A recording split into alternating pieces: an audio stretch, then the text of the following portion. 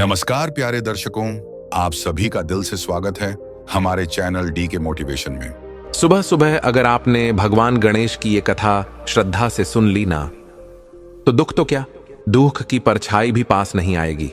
एक ऐसी कहानी जो गणेश जी ने स्वयं मां तुलसी को सुनाई थी। सुनोगे तो जीवन में कभी किसी भी चीज कमी नहीं रहेगी। जो व्यक्ति यह कथा हर सुबह सुन लेता है, उसके घर में सदा लक्ष्मी और सुख का वास रहता है। कहते हैं यह कथा सुनने के बाद खुद विघ्नहर्ता गणेश आपकी राह के सारे कांटे हटा देते हैं। नमस्कार प्रिय दर्शकों, हर हर महादेव। लेकिन आज हम जो कथा सुनने जा रहे हैं वह थोड़ी अलग है। यह कथा सिर्फ गणेश जी की नहीं, बल्कि उनकी भक्ति से जुड़ी एक अद्भुत देवी की भी है, मां तुलसी देवी। वह मां तुलसी जो हर आंगन में स्थापित होती हैं, जिन्हें हर भक्त प्रातः स्नान के बाद जल अर्पित करता है और जो भगवान विष्णु की प्रिय मानी गई हैं। मां तुलसी के बिना कोई पूजा पूर्ण नहीं मानी जाती। परंतु क्या आप जानते हैं कि भगवान गणेश के पूजन में मां तुलसी का प्रयोग वर्जित क्यों है? क्या आप जानते हैं कि ऐसा कौन सा घटनाक्रम घटित हुआ था जिससे यह अद्भुत नियम बना? आज हम आपके लिए लाए हैं वही पवित्र गाथा, मां तुलसी और भगवान गणेश की अद्भुत कथा। यह कथा सिर्फ एक कहानी नहीं है, यह हमारे जीवन की वास्तविकता है। यह बताती है कि कभी कभी क्रोध में कहे गए शब्द कैसे वरदान और शाप दोनों में परिवर्तित हो सकते हैं। यह कहानी हमें धैर्य, विनम्रता और आध्यात्मिक संतुलन का संदेश देती है। और सबसे महत्वपूर्ण, जो व्यक्ति सुबह सुबह इस कथा को श्रवण करता है, उसका जीवन कभी दुखों से आच्छादित नहीं होता। तो आइए सभी भक्तजन मिलकर स्मरण करें विघ्नहर्ता गणेश जी का और मां तुलसी देवी का। मन में भक्ति का दीप जलाइए और श्रद्धा से सुनिए वह कथा जो आपके जीवन की दिशा बदल सकती है, जो केवल सुनने की नहीं, जीवन में उतारने की है। यह उस समय की बात है जब भारत के पूर्वी भाग में वर्धनीपुरम नामक एक सुंदर और धर्मनिष्ठ राज्य था। वहां के राजा थे ब्रह्मदत्त, न्यायप्रिय, धर्मशील और भक्तों के आश्रयदाता। उनके राज्य में किसी चीज की कमी नहीं थी, न अन्न की, न धन की और न ही सुख शांति की। परंतु राजा के हृदय में एक टीस थी, संतान सुख का अभाव। 6 रानियों के होते हुए भी कोई संतान न होने के कारण उनका हृदय अक्सर व्याकुल रहता। एक दिन वे प्रभु के नाम का स्मरण करते हुए वन गमन के बहाने शिकार पर निकले। वापसी में जब वे एक ग्राम क्षेत्र से होकर लौट रहे थे, तभी भगवान की लीला ने उनकी जीवन दिशा ही बदल दी। एक पुरानी झोपड़ी के समीप उन्होंने एक कन्या को देखा। धूप में तपता उसका मुख, भूसे में उलझे केश, मिट्टी से सना शरीर, लेकिन उस सादगी में ऐसा तेज और दिव्यता थी कि राजा ठिठक गए।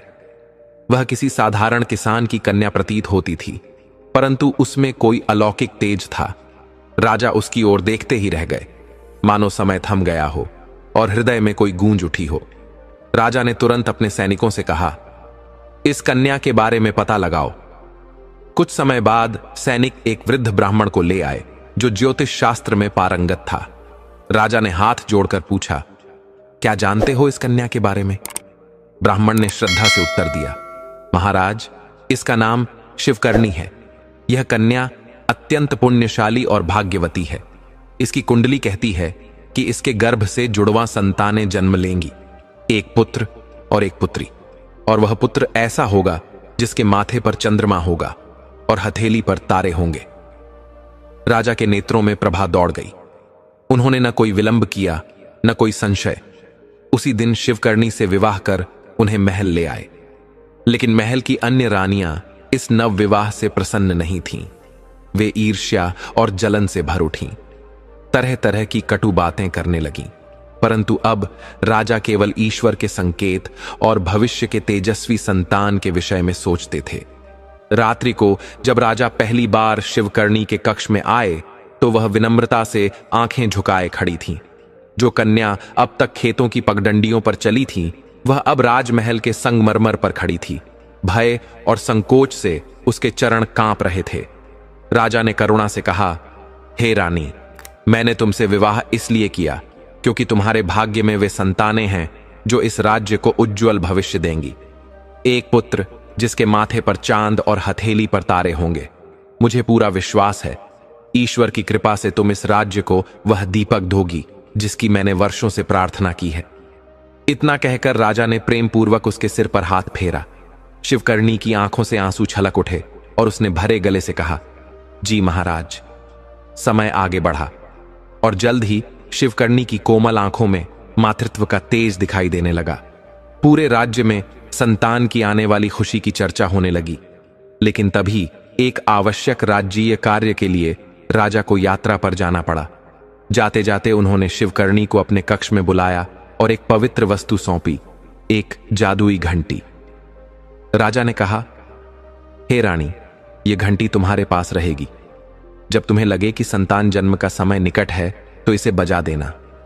मैं जिस भी स्थान पर रहूंगा उसी क्षण तुम्हारे पास पहुंच जाऊंगा, पर ध्यान रहे इसे कभी मजाक में या बिना कारण मत बजाना।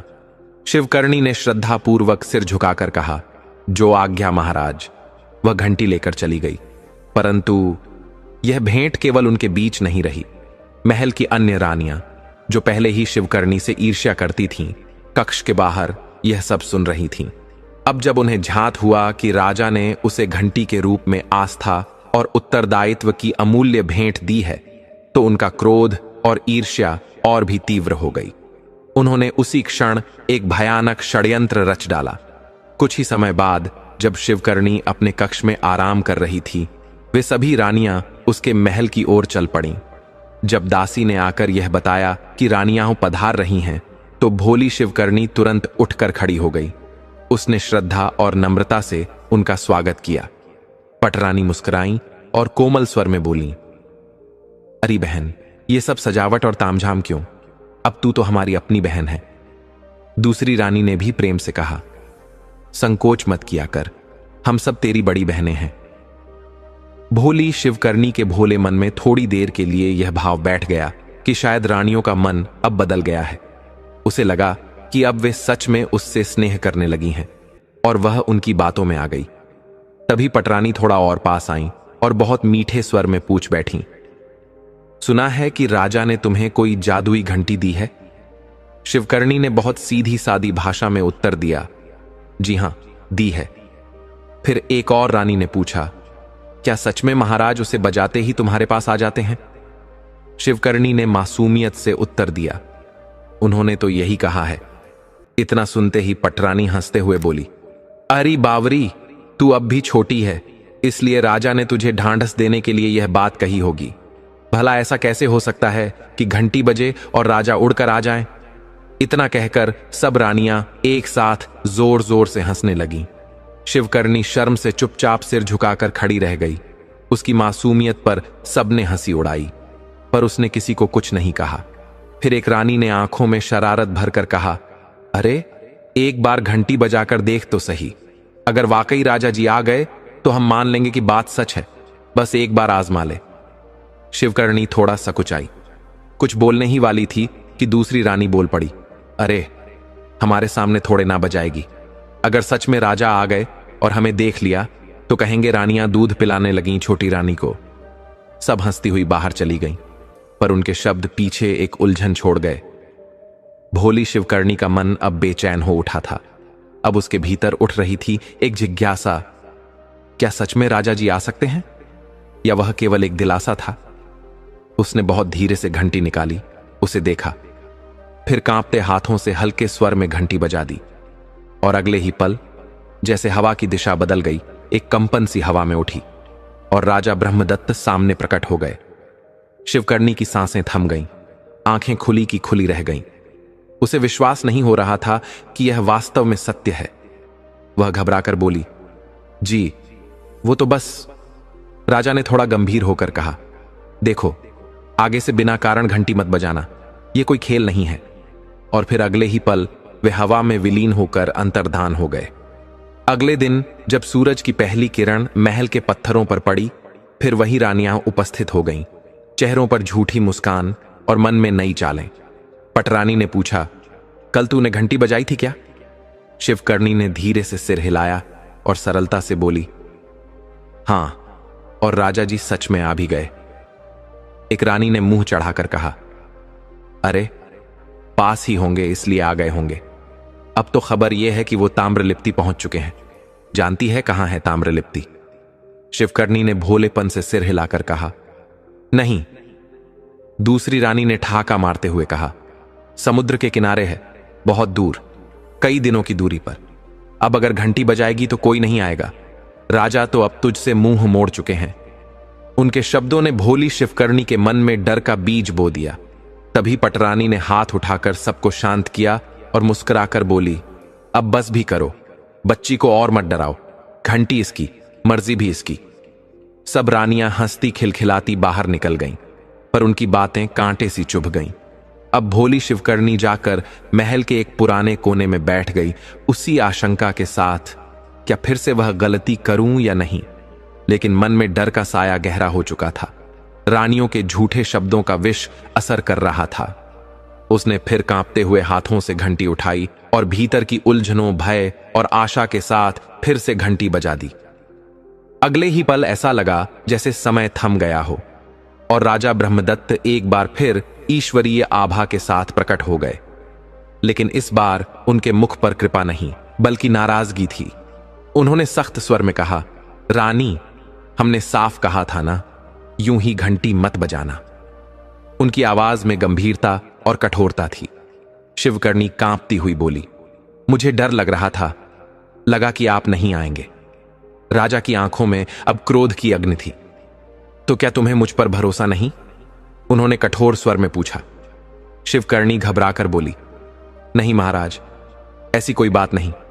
मैं लेकिन वह अपनी बात पूरी भी नहीं कर पाई थी कि राजा ने गुस्से में कहा, अब चाहे जितनी बार घंटी बजाओ, हम नहीं आएंगे। और इतना कहकर वे हवा में लीन होकर अदृश्य हो गए। कोने में बैठी रानियां यह सब देखकर मंद मंद मुस्कुरा उठी। उनका षड्यंत्र सफल हो गया था। समय बीतता गया और वह दिन आ गया जिसका पूरे राज्य को इंतजार था। शिवकर्णी की प्रसव पीड़ा आरंभ हो गई थी। उसने कांपते हाथों से घंटी बजाई, एक बार, फिर 2 बार, फिर कई बार, पर राजा नहीं आए। रानियों को सब समझ में आ गया था। उन्होंने झूठी रस्मों का बहाना बनाकर कहा, राज परिवार की परंपरा है, संतान जन्म से पहले रानी को महल से बाहर एक कुटिया में रहना होता है। और उन्होंने शिवकर्णी को पास की एक टूटी सी झोपड़ी में भिजवा दिया। कुछ ही समय में दर्द तेज हो गया और शिवकर्णी बेहोश होने लगी। रानियों ने दाई को पहले से सब समझा दिया था और वे खुद महल लौट गईं। अब कुटिया में केवल दाई और शिवकर्णी थीं। और फिर जैसे ईश्वर की भविष्यवाणी पूरी हुई, शिवकर्णी ने जुड़वां बच्चों को जन्म दिया, एक सुंदर कन्या और एक तेजस्वी बालक, जिसके माथे पर चंद्रमा और हथेली पर तारे थे। दाई यह देखकर चौंक गई। उसने तुरंत रानियों को सूचना दी। रानियां आईं, लेकिन उनके चेहरों पर स्नेह नहीं, क्रूरता थी। उनकी आंखों में घृणा, चालाकी और कठोरता थी। उन्होंने दाई को आदेश दिया, इन बच्चों को कहीं ले जाकर नष्ट कर दे। दाई कुछ नहीं बोली। दोनों बच्चों को एक टोकरी में रखा और कुटिया से बाहर चली गई। उधर शिवकर्णी अभी भी बेहोश थी। एक मां जिसे यह भी नहीं पता था कि उसकी गोद अभी अभी सूनी कर दी गई है। रानियां चुपचाप भीतर आईं और उसकी बगल में 2 कुत्ते के पिल्ले रख दिए। थोड़ी देर बाद जब शिवकर्णी को होश आया, उसकी आंखें धुंधली थीं, पर सामने जो देखा उसकी आत्मा कांप उठी। उसके पास 2 सुंदर बच्चों की जगह कुत्तों के 2 पिल्ले पड़े थे। रानियां खड़ी थीं और जब उन्होंने पिल्ले रखे, एक रानी ने धीमे से बाहर खड़ी होकर फुसफुसाया, तो ये हैं इसके पैदा किए हुए बच्चे। दूसरी ने आंखें घुमाकर कहा, अब राजा जी खुद देखेंगे और समझ जाएंगे कि ये रानी नहीं, कोई मनहूस बला है। उसी समय जैसे हवाओं ने करवट ली और दरवाजे पर भारी कदमों की आहट सुनाई दी। राजा ब्रह्मदत्त आ गए थे। उनके चेहरे पर पछतावे की गहरी छाया थी, जैसे उनके अंतर्मन में पीड़ा हो रही थी कि जब रानी ने पुकारा तब वे क्यों नहीं आए। राजा के कदम ठिठके। उन्होंने कुटिया में देखा, रानी के पास 2 पिल्ले पड़े थे। राजा स्तब्ध रह गए। उनकी आंखें फैल गईं। यह क्या है? उन्होंने चौंक कर पूछा। एक रानी मुस्कुराई और तंज भरे स्वर में बोली, महाराज, आपकी रानी ने यही संतानें दी हैं। राजा की आंखों में क्रोध की ज्वाला जल उठी। वे गरजे, रानी, ये क्या है? शिवकर्णी, जो अभी भी दर्द और भ्रम में थी, रोती हुई बोली, मुझे नहीं पता महाराज, ये मेरे पास कैसे आए, मुझे कुछ भी याद नहीं। तभी एक और रानी ने कठोर स्वर में कहा, कहां से आएंगे बच्चे, इन्हीं ने तो जन्म दिया है। नहीं, ये सच नहीं है, शिवकर्णी कांपती हुई बोली। पर कोई भी उसकी बात सुनने को तैयार नहीं था। एक रानी ने नाक भौं सिकोड़ते हुए कहा, महाराज, यह कोई रानी नहीं है, यह तो कोई अपशकुनी स्त्री है जिसने महल के कुल को कलंकित कर दिया है। राजा ब्रह्मदत्त का चेहरा अब बहुत कठोर हो गया, उनकी आवाज भी अब कठोर और भारी हो गई। धोखेबाज स्त्री, इस समय अभी के अभी मेरे महल से निकल जा। महाराज, शिवकर्णी की आंखों से आंसू बह निकले। वह गिरती पड़ती बोली, महाराज, मेरी बात सुनिए। लेकिन राजा ने सेविकाओं को सख्त आदेश दिया, इस स्त्री को राज्य से निकाल दिया जाए, इसे देश निकाला दिया जाए, अभी के अभी। रानियां मुस्कुरा उठीं, उनके चेहरे पर वर्षों की जलन अब जैसे मिठास बनकर छलक पड़ी थी। उनका षड्यंत्र पूरा हो चुका था।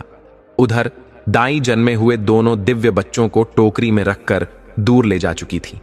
रास्ते में उसे एक कुम्हार का घर दिखा, जहां मिट्टी के घड़े एक बैलगाड़ी पर रखे हुए थे, आवे में पकाने के लिए तैयार। दाई की आंखों में एक कुटिल चमक आ गई। उसने सोचा, यह सबसे आसान उपाय होगा इन बच्चों को समाप्त करने का। अगर मैं इन्हें एक खाली घड़े में डाल दूं और उसे आवा में रख दूं तो किसी को कुछ पता नहीं चलेगा। तभी उसने देखा कुम्हार अपनी पत्नी से बातें कर रहा था। भगवान, सब घड़े तैयार हैं। पत्नी बोली, पहले खाना खा लो जी, फिर पकाना। पर नींद आ रही है, कुम्हार थके स्वर में बोला। तो खाना खाकर आराम से सो जाओ, पत्नी ने प्यारी मुस्कान के साथ कहा। कुम्हार ने चाक किनारे रखा और बोला, शाम को आवा जलाकर सब पकाएंगे। पकाना तो है, लेकिन अब बुढ़ापे में यह सब भारी लगता है, उसने माथे का पसीना पोंछते हुए कहा। पत्नी ने मुस्कुराते हुए छेड़ते हुए कहा, कितनी बार कहा, बुढ़े हो गए हो, अब थोड़ा कम काम किया करो। लेकिन नहीं, हर बार जवान बनने निकल पड़ते हो। धूप में तपते आंगन में खड़ा कुम्हार थोड़ा सीधा हुआ, जैसे कोई योद्धा मैदान में उतरने से पहले कमर सीधी करता हो। वह बोला, अरे हट, अभी से बुढ़ा कहां हो गया हूं, 50 का भी नहीं हुआ हूं, और बुढ़ा मर्द तो 60 के बाद भी बल्ले बल्ले करते हैं, सुना नहीं? उसकी पत्नी, जो वहीं पास में घड़े सुखा रही थी, पलटी और बोली, होंगे कहीं, लेकिन तुम तो अभी से ऐसे दिखते हो कि 60 वाले भी तुम्हें बाऊजी कह दें। कभी आईना देखा है? कुम्हार ने हंसी रोकते हुए अपनी छाती ठोकी। बचपन में मैं 100 दंड बैठक लगाता था, बिना रुके। पत्नी ने ताना मारा। हां, और कुल मिलाकर 1.5 पसली ही थे। तुम्हारे जैसे को तो देख, पेड़ पर बैठा बंदर भी गिर पड़े। वो हंसा और बोला, जवानी में बड़ा सजीला था मैं। पत्नी ने फिर ताना मारा। कब था वो जमाना? मैंने तो ऐसा ही देखा है, झुर्रियों वाला सजीला। कुम्हार ने गुस्से की नकल करते हुए कहा, तूने ही तो सारा खून चूस लिया मेरा, और अब उलाहना भी देती है। पत्नी मुस्कुराई और बोली, सही कह रहे हो जी, मैं ही चूसती हूं खून तुम्हारा, और अब भी कर रही हूं। जैसे मच्छर भिनभिनाता है, वैसे ही तुम भी। और तुम क्या हो? एक मक्खी हो, एक बार चिपकी तो छूटने का नाम ही नहीं लिया। कुम्हार हंसते हुए बोला, चल हट, बहुत बकवास हो गई, अब अंदर चलो, धूप में खड़े खड़े कहीं पिघल ही ना जाओ। पत्नी ने घड़े उठाते हुए हंसकर कहा, मैं तो पूरे दिन धूप में रह सकती हूं, मैं तेरे जैसी बूढ़ी नहीं हूं अभी। कुम्हार मुस्कुराकर बोला, पहले खुद को देख तो सही, बुढ़ा बोल रही है मुझे, तू भी तो मेरी उम्र की ही है। पत्नी खिलखिलाकर बोली, बिल्कुल सही कह रहे हो, बूढ़े की बीवी भी तो बुढ़िया ही होगी। कहानियों में सुना था कि अप्सराएं भी बूढ़े ऋषियों से ब्याह कर लेती थीं, पर भगवान ने मुझे उल्टा ही भेज दिया, अप्सरा की जगह दी कुम्हारनी। कुम्हार हंसते हुए बोला, और तुम कौन सी सुंदरता की देवी हो? हां, मुसीबत की देवी जरूर हो। अब जरा जल्दी खाना बना दो, नहीं तो तेरा जवान पति भूख से बेहोश हो जाएगा। पत्नी मुस्कुराई, कहां गई तुम्हारी जवानी? दोपहर के 2 बजे ही भूख से कांपने लगे हो, क्या जवानों को भूख नहीं लगती? कुम्हार धीरे से आंखें मलते हुए बोला, अब नींद भी आने लगी है। पत्नी हंसते हुए बोली, चलो अच्छा, खाना लगाती हूं, आओ मेरे राजा बाबू। और दोनों हंसते झगड़ते घर के अंदर चले गए। थोड़ी देर बाद जब दोनों थोड़ा सुस्ताकर बाहर निकले, कुम्हार की नजर घड़ों पर पड़ी।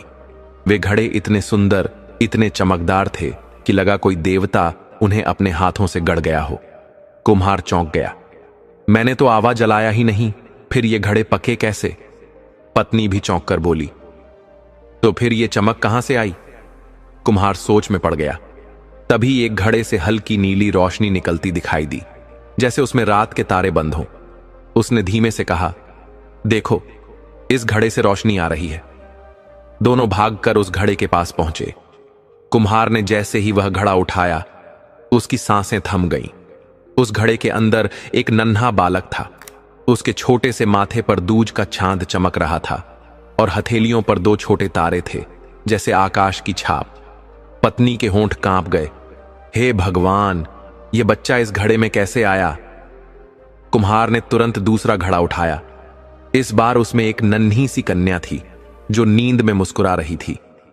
पत्नी ने फुसफुसाकर कहा, यह लड़की भी घड़े से मिली है, कितनी प्यारी है। कुम्हार दोनों बच्चों को देखता रहा, ऐसे सुंदर, ऐसे शांत, ऐसे दिव्य, जैसे स्वर्ग की कोई रचना मिट्टी में आकर बस गई हो।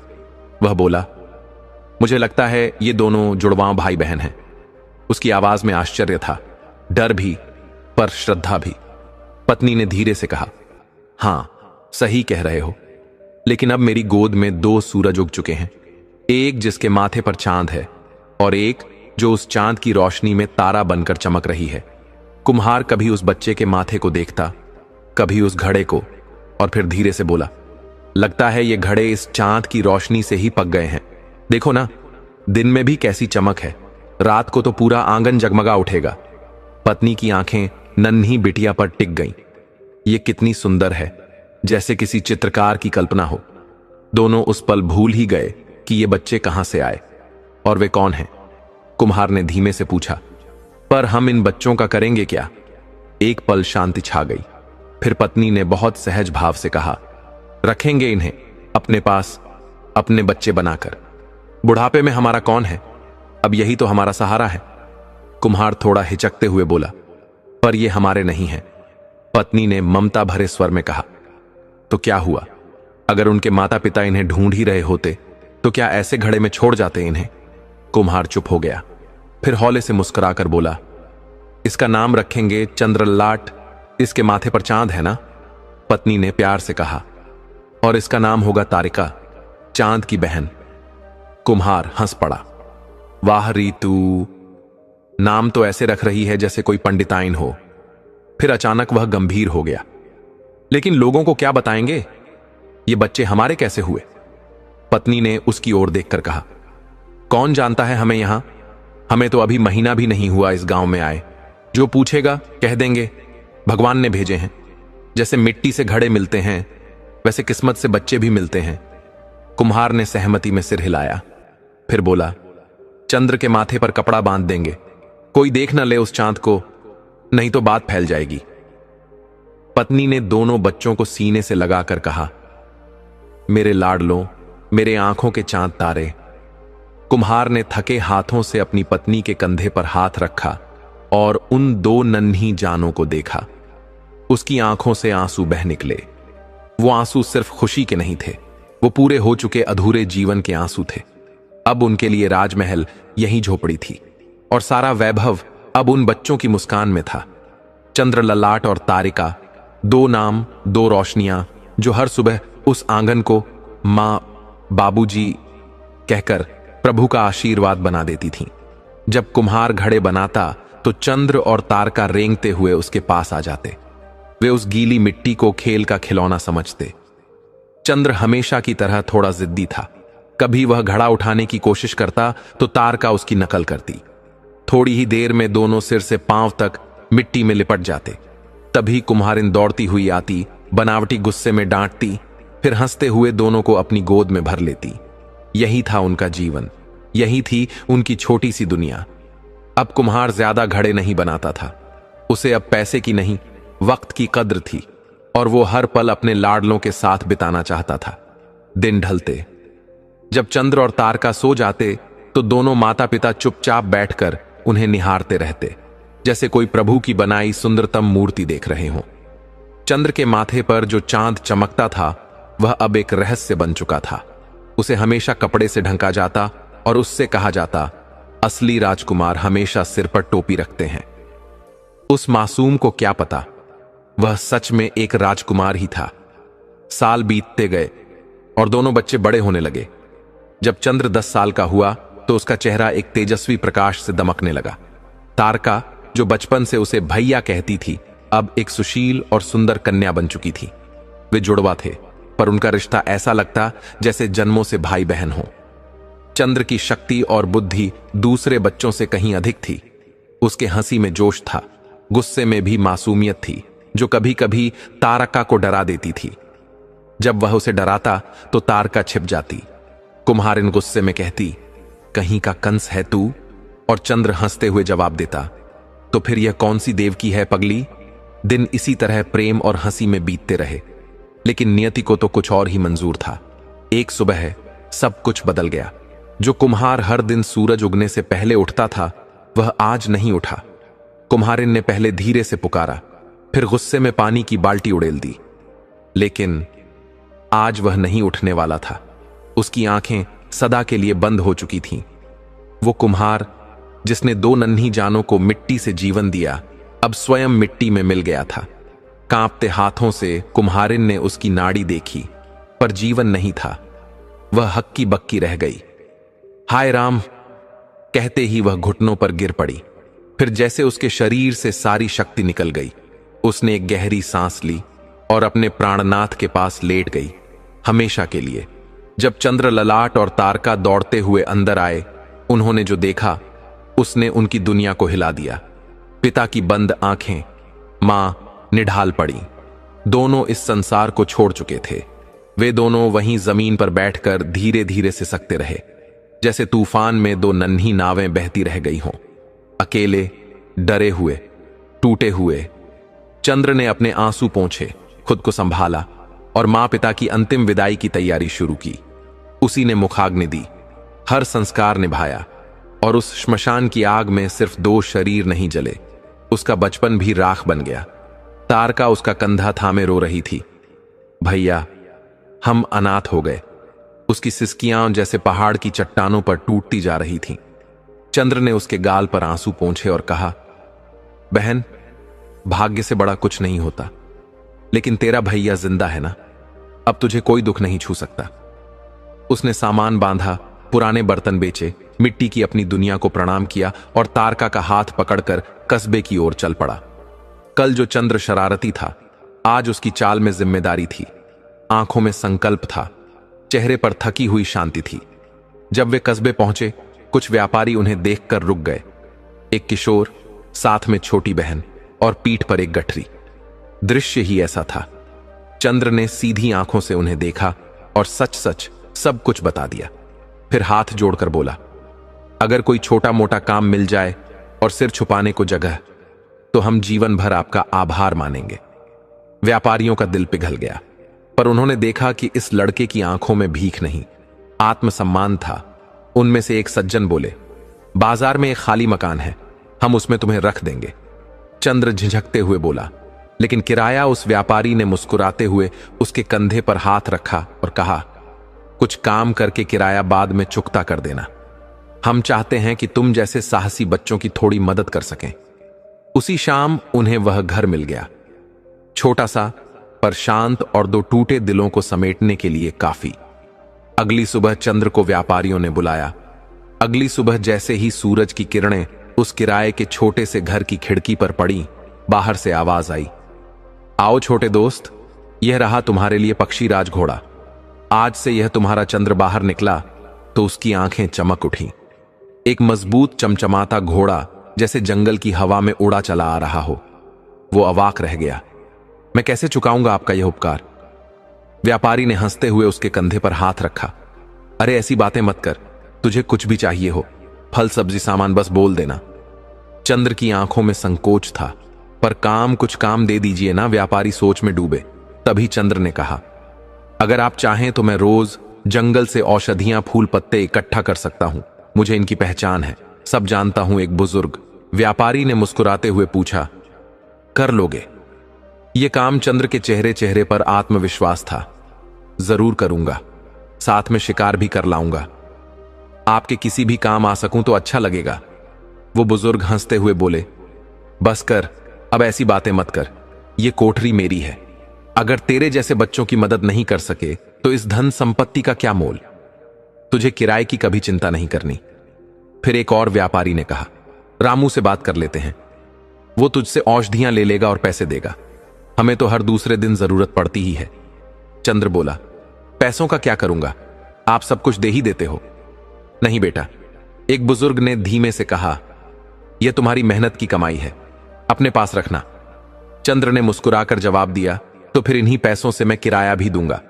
सब हंस पड़े। बड़ा जिद्दी है तू। और यहीं से शुरू हुआ चंद्र का नया जीवन। हर सुबह वह पक्षीराज पर सवार होकर जंगल जाता, अपनी आंखों से औषधियां चुनता, पेड़ों की छांव में बूटियां खोजता और कुछ जरूरी शिकार भी करता। फिर दिन ढलने से पहले लौट आता। कभी कभी उसकी पीठ पर शिकार बंधा होता तो कभी घोड़े की थैली में जड़ी बूटियों की भी खुशबू होती।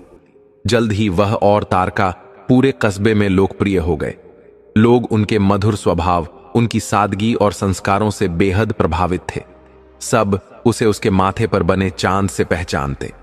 उसके माथे पर वह चमकता चांद अब सबको सम्मोहित करता था। फिर एक दिन चंद्र अपने रोज के काम से लौट रहा था। पक्षीराज हवा में जैसे उड़ता हुआ दौड़ रहा था। जंगल की सरसराहट उसके कानों में संगीत की तरह गूंज रही थी। औषधियां इकट्ठा हो चुकी थीं और अब वह कस्बे की ओर बढ़ रहा था कि तभी जंगल में एक अलग सी खामोशी पसर गई। पत्तियां कांप उठीं। हवा में अजीब सी सनसनाहट दौड़ने लगी, जैसे कोई अज्ञात शक्ति जाग गई हो। अचानक वृक्ष झूमने लगे, उनकी शाखाएं एक दूसरे से टकराने लगी। पक्षी चित्कार करते उड़ चले और जानवर बिलों में छिप गए। उसी क्षण पास ही महाराज ब्रह्मदत्त शिकार के लिए वन में आए हुए थे। आज उनके साथ कोई सेवक नहीं था। घोड़े की टापों की गूंज जैसे पूरे जंगल की रगों में दौड़ रही थी। चंद्र का पक्षीराज घोड़ा पवन से भी तेज भाग रहा था, मानो किसी अनजाने भाग्य की ओर खींचा चला जा रहा हो। अचानक एक तेज झोंका आया और चंद्र की पगड़ी हवा में उछल गई। अगले ही पल उसका माथा उजागर हुआ और वहां उस पर था चांद, एक चमकता हुआ दूध या दूज का चांद। जैसे ही वह उजास फूटा, पूरा जंगल उस प्रकाश से नहा गया। पत्तियां चमक उठीं, तनों पर दूध जैसा नरम उजाला उतर आया और हवा जैसे एकदम थम सी गई। दूर खड़े महाराज ब्रह्मदत्त की आंखें चैदियां गईं। उन्होंने जैसे ही उस घुड़सवार को देखा, उनकी सांस अटक गई। माथे पर वही चांद, वैसा ही जैसा वर्षों पहले उनके महल में ज्योतिषी ने भविष्यवाणी में कहा था। छोटी रानी के पुत्र के माथे पर जो चांद होगा, वही उत्तराधिकारी बनेगा, वही राज्य का भाग्य बदलेगा। पर यह कैसे हो सकता है? वो तो वह लड़का कहां गया? क्या कोई भूल हुई थी? क्या कोई राज छिपा रह गया था? महाराज की सोचने की शक्ति जैसे सूखने लगी। आंखें धुंधला गईं और वह तुरंत महल लौट पड़े। अगले दिन से उनका स्वास्थ्य तेजी से गिरने लगा। वैद्यराज दिन रात दवाइयों और जड़ी बूटियों से उनकी सेवा में जुटे थे। सूचना मिलते ही महल की छहों रानियां व्याकुल होकर उनके कक्ष में पहुंची। महाराज मुंह खोकर एक आसन पर बैठे थे, चेहरा पीला, माथे पर गहरी लकीरें और आंखों में अनकहा तूफान। क्या हुआ महाराज? एक रानी ने धीरे से पूछा, लेकिन जवाब में बस एक थकी हुई सांस निकली। कुछ नहीं महारानी, आप चिंतित लगते हैं, दूसरी रानी ने कहा। और फिर एक एक कर सभी रानियां उनकी आंखों में झांकने लगी, जैसे उनकी चुप्पी को पढ़ने की कोशिश कर रही हो। महाराज ने गहरी सांस ली और फिर धीरे धीरे बोले, कल जब हम आखेट को गए थे, वहां मुझे एक युवक दिखा, घोड़े पर सवार, और उसके माथे पर चांद था, ठीक वैसा ही जैसा हमें बताया गया था। वो चांद, वो चमक मैं जानता हूं, वो कोई धोखा नहीं था। सब रानियां हक्की बक्की रह गईं। पर ऐसा कैसे संभव है? एक ने पूछा। बाकी की आंखों में डर और उलझन एक साथ तैरने लगी। महाराज ने धीरे से सिर झुकाया और कहा, मुझे कुछ समझ नहीं आ रहा। कमरे में सन्नाटा पसर गया। केवल दीवारों की दरारों से आती हवा की धीमी सी सरसराहट सुनाई दे रही थी। कुछ देर बाद महाराज ने थके स्वर में कहा, अभी आप सब जाओ, मुझे कुछ देर एकांत चाहिए। रानियां चुपचाप वहां से निकल गईं। महल की दीवारें जैसे हिल गई हों। छहों रानियों के चेहरे सफेद पड़ गए थे, जैसे किसी ने उनके दिल की धड़कनें छीन ली हों। माथे पर चांद, वह तो सिर्फ एक ही बालक के भाग्य में लिखा था, छोटी रानी का पुत्र, पर उसे तो सालों पहले मार डालने का आदेश दिया गया था और दाई ने कहा भी था कि दोनों बच्चों को घड़ों में रख आग में जला दिया गया है। फिर यह कैसे संभव है? कहीं कुछ छूट तो नहीं गया? कहीं वह लड़का बच तो नहीं गया? अगर राजा को सच पता चल गया तो सबका सर्वनाश तय है। उनका गुस्सा किसी को नहीं छोड़ेगा। एक गहरा सन्नाटा कमरे पर छा गया। एक एक कर रानियां आपस में फुसफुसाने लगीं। यह हुआ कैसे? दाई ने क्या सच में धोखा दिया? पर क्यों?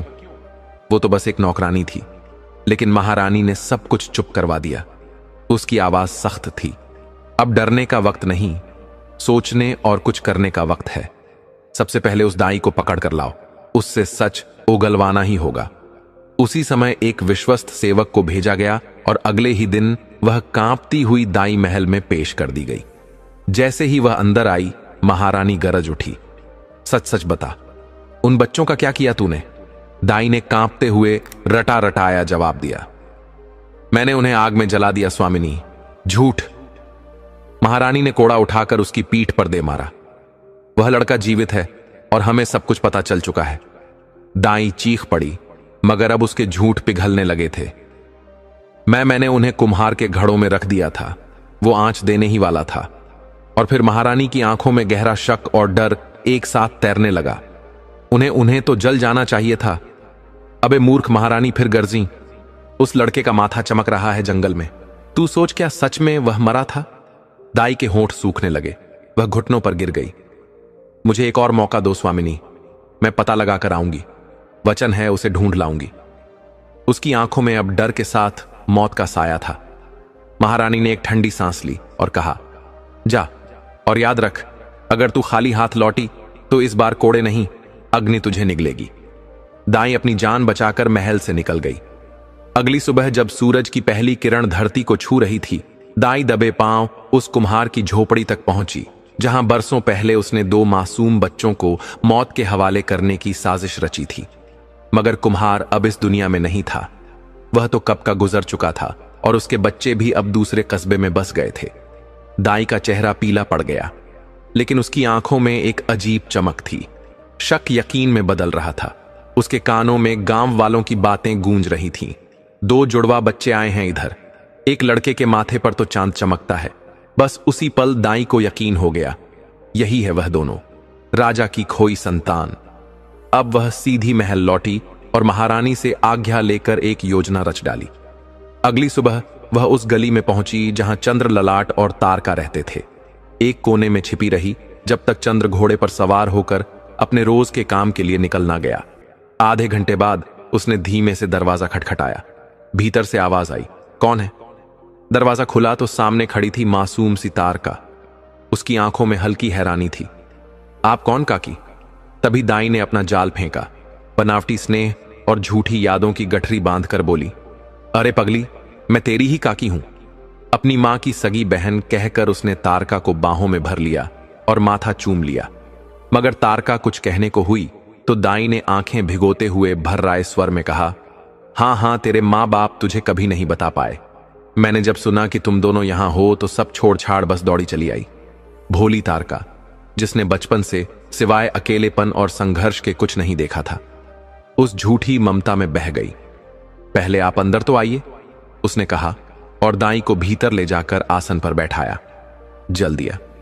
दाई ने स्नेह से उसके गाल पर हाथ फेरा और बोली, कितनी बड़ी हो गई है मेरी गुड़िया, और कितनी प्यारी। सच कहूं तो अपने खानदान का चांद बन गई है तू, तुझसे नजर न लगे। तारका अब पूरी तरह विश्वास कर चुकी थी। उसकी भोली आंखों में पहली बार कोई अपना दिख रहा था। तेरा भाई कहां है? दाई ने पूछा। तारका ने अब पूरी तरह खुलकर बताया कैसे वह जंगल से औषधियां लाकर घर चलाता है, कैसे दोनों ने मां बाप के बिना सब सीखा सहा और आगे बढ़े। दाई ने गहरी सांस लेते हुए कहा, सच में कितने बहादुर हैं मेरे बच्चे, अपने पिताजी और दादाजी जैसे। वह भी ऐसे ही वीर और मेहनती थे। तुम्हारे खून में वही हिम्मत है। सच में तारका के चेहरे पर पहली बार वह मुस्कान आई जो किसी सगे के प्यार से ही उभरती है। हां, सच्ची। जैसे ही दाई ने बात आगे बढ़ाई, तारका की आंखें चमक उठीं। मेरे दादा इतने साहसी थे। दाई ने माथे पर हल्की मुस्कान लाते हुए उसकी पीठ पर हाथ फेरा। बहुत साहसी। एक बार तो पूरे गांव में बाढ़ आ गई थी। सब लोग घर छोड़कर भाग गए थे। लेकिन तेरा दादा, उसने अकेले अपने बच्चों और गृहस्थी को कंधे पर लाद कर दूसरे गांव बसाया था। ऐसा बलशाली, ऐसा धीरज वाला कोई और ना था हमारे पूरे खानदान में। तारका की आंखों में गर्व उतर आया। आपको पता है, चंद्र भी बहुत ताकतवर है। दाई ने तुरंत बात लपक ली। क्यों नहीं होगा भला? अपने दादा का पोता है। लहू में वही जोश और वही आग है। दाई की बातों की मिठास अब तारका के भीतर उतर रही थी। उसके सारे संदेह अब पिघलने लगे थे, जैसे सुबह की ओस में चांदनी घुल रही हो। एक पल बाद तारका का स्वर बदला। काकी, हां मेरी बच्ची। दाई ने नरम स्वर में कहा, तुम कभी हमसे मिलने क्यों नहीं आई? यह सवाल वो था जिसका जवाब दाई ने पहले ही गढ़ रखा था। उसने झट से आंखें भरी, आवाज में कांप डालकर कहा, क्या बताऊं बेटा, तुझे नाराज होने का पूरा हक है तुझे। क्या कोई ऐसी चाची होती है जो अपने भतीजे को उस वक्त ना देखे जब वह दुनिया में बिल्कुल अकेले रह जाए? लेकिन मैं मजबूर थी बेटी। तेरे पापा और मेरे पति में 20 साल पहले एक ऐसी बात पर झगड़ा हो गया था जो कभी सुलझी ही नहीं। तब तेरे पापा गांव छोड़कर कहीं और चले गए, जहां तेरा जन्म हुआ। मैं चाहकर भी पास ना आ सकी। और फिर जब सुना कि तुम्हारे मां पापा अब नहीं रहे, तो सब छोड़ छाड़ बस दौड़ी चली आई। जब तुम्हारे नाम की चर्चा इस कस्बे में सुनी, वह बच्चा जिसके माथे पर चांद है, तो मेरी छाती फटने लगी। कितना भाग्यशाली है हमारा कुल। लेकिन अब मैं तुझे क्या मुंह दिखाऊं? मैं कैसे तेरे भाई से कहूं कि मैं तेरी चाची हूं? हाय कैसी पत्थर दिल हूं मैं। कहते कहते दाई जोर जोर से रोने लगी। तारका, जो बरसों से किसी अपने की गोदी को तरस रही थी, फौरन दाई को गले लगा रोने लगी। दोनों की आंखों से आंसू बहते रहे, पर किसी एक के आंसू सच्चे नहीं थे। तुम कितनी अच्छी हो चाची, तारका ने आंसू पोंछते हुए कहा। अब रोना बंद कर पगली। दाई ने नकली मुस्कान के पीछे अपने घड़ियाली आंसू छिपाए। अगर तू ऐसे ही रोएगी तो मैं फिर से फूट पड़ूंगी। फिर तारका ने सिर उसकी गोद में रख दिया और दाई उसके बाल सहलाने लगी। कितनी सुंदर है तू बिटिया। तुझ जैसी को पाने के लिए तो राजकुमार तेरे भाई के आगे नाक रगड़ देंगे। तारका ने शर्मा कर चेहरा फेर लिया। ऐसा ना कहो चाची। क्यों नहीं? हर लड़की तेरे जैसी थोड़ी होती है। यह तो तेरा सौभाग्य है, और इस रूप के बल पर तो तू एक दिन रानी बन सकती है। सच्ची में रानी। तारका चुप रही। उसकी पलकों पर एक नई दुनिया का सपना उतर रहा था। और तभी दाई धीरे से बोली, तेरे यह बाल और भी सुंदर लगेंगे। अगर कहकर वह रुक गई। अगर क्या चाची? अगर तेरे बालों में केतकी के फूल लग जाएं। दाई ने जैसे ही यह कहा, तारका की आंखों में जिज्ञासा चमक उठी। केतकी के फूल? मैंने तो कभी नाम ही नहीं सुना इसका। दाई ने मुस्कुराते हुए उसकी ठोड़ी उठाई। कैसे सुनेगी बेटा? ये फूल आम नहीं, बहुत ही दुर्लभ होते हैं। जैसे तू है वैसा ही। ये फूल भी खास सुगंध से भरा और बेहद सुंदर। तारका अब पूरी तरह उसके जाल में उलझ चुकी थी। कहां मिलते हैं ये फूल चाची? केतकी वन में, दाई ने रहस्यमय अंदाज में कहा, मानो उस वन की बात करते हुए ही किसी दूसरी दुनिया का दरवाजा खोल रही हो। केतकी वन ये कहां है? सागर के पार एक जंगल है, बहुत दूर पर तेरे भाई के बस का है। वहां जाना है ना? उसने मुस्कुराकर कहा और फिर धीरे से झुककर फुसफुसाई, तू उससे कहना, लेकिन मेरे बारे में मत बताना, नहीं तो वह मुझसे मिलने आएगा और फिर इस काम को टाल देगा। और सुन, फूल केवल कल शाम तक मिल सकते हैं, फिर साल भर गायब हो जाते हैं। तारका थोड़ी असमंजस में थी, लेकिन दाई ने बात काट दी। डर मत, तेरा भाई है ना, वह तो तेरे लिए इंद्रलोक से भी फूल ला सकता है। तू बस भोलेनाथ से प्रार्थना कर और आज ही कह देना उसे। मैं अब चलती हूं। अभी से चाची? तारका ने थोड़ी मायूसी से पूछा। मन तो मेरा भी नहीं कर रहा, पर बेटा साथ है। बुखार में है, सराय में छोड़ आई हूं। कल फिर आऊंगी अपने भतीजे को देखने। दाई उठी और जैसे ही द्वार पार किया, उसके चेहरे पर एक खौफनाक मुस्कान उभर आई। उसे पूरा यकीन था कि लड़का अगर केतकी वन तक पहुंच भी गया तो वहां के राक्षस उसे जिंदा नहीं छोड़ेंगे, और रही बहन तो उसे तो किसी और तरह से निपटा ही देगी। उधर शाम को चंद्र लौट कर आया, पसीने से भीगा हुआ पर मुस्कुराता हुआ। तारका ने बड़े स्नेह से खाना परोसा। क्या बात है बहन, आज तो बड़ा स्वादिष्ट खाना बनाया है, चंद्र ने मुंह में कौर डालते हुए कहा। क्यों मेरा भैया मुझसे प्रेम नहीं करता? तारका ने मासूमियत से पूछा। सचमुच करता हूं, चंद्र ने हंसते हुए कहा।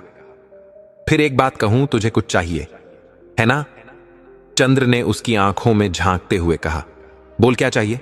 तुझे भैया से क्या शर्म? तारका थोड़ी झेप गई, पर फिर धीमे से बोली, मुझे केतकी के फूल चाहिए। केतकी के फूल?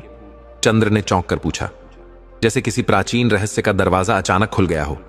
हां, तारका ने थोड़ी शरारत से मुस्कुराते हुए कहा। बस चाहिए, मुझे बहुत मन है मेरा, लेकिन कहां मिलते हैं? यह चंद्र अब थोड़ा थोड़ा गंभीर हुआ। केतकी वन में सागर के बीचों बीच एक पगडंडी है जो सीधे वहां तक जाती है, लेकिन ध्यान रखना, फूल सिर्फ कल शाम तक ही खिलते हैं।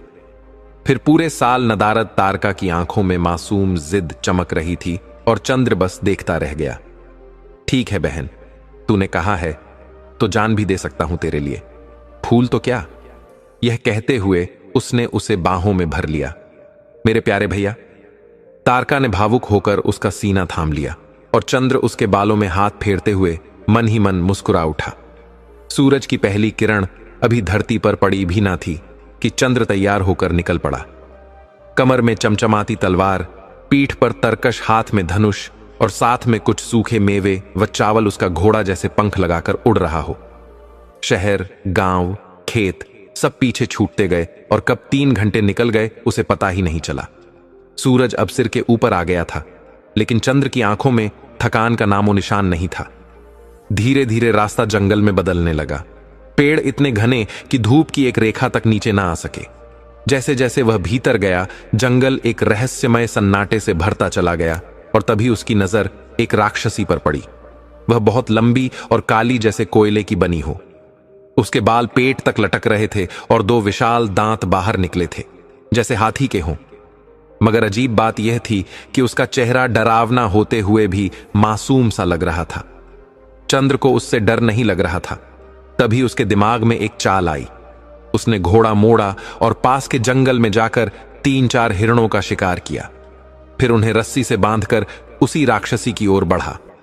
दूर से ही हाथ जोड़कर बोला, बुआ प्रणाम। राक्षसी चौंक गई। कौन है तू और मुझे बुआ क्यों बुला रहा है? चंद्र ने बड़ी मासूमियत से जवाब दिया, बचपन में मां के साथ आपको देखा था, आप ही तो मेरी बुआ हैं। देखिए, आपके लिए तोहफा लाया हूं। और उसने हिरणों की ओर इशारा किया। राक्षसी एक पल को हकीकत और भ्रम के बीच डोलती रही, लेकिन फिर जैसे उसके भीतर का लालच जाग गया, उसने खुशी से उन हिरणों को गटक डाला और बोली, वाह रे मेरे भतीजे, तू तो सीधा दिल में उतर गया। अब बता क्या चाहिए? चंद्र ने मन ही मन हंसी रोकी। ये लोग इतने भोले भी हो सकते हैं, कभी सोचा न था। फिर बोला, बुआ, मुझे केतकी वन जाना है, मेरी बहन के लिए केतकी के फूल लाने हैं। राक्षसी के चेहरे पर एक पल को संदेह की लकीर आई, फिर मुस्कुराते हुए बोली, तू तो बड़ा वीर निकला। अच्छा सुन, थोड़ा और आगे सागर के पास मेरा भाई मिलेगा, वहीं तुझे आगे का रास्ता बताएगा। जाओ, सफल हो, यही आशीर्वाद है। चंद्र ने सिर झुकाया और बुआ को प्रणाम कर घोड़े की लगाम खींच दी। केतकी वन अब अधिक दूर नहीं था। बहुत बहुत धन्यवाद बुआ, चंद्र ने हंसते हुए कहा और घोड़े पर चढ़ गया। अब चलता हूं, लेकिन वादा है दोबारा मिलने जरूर आऊंगा।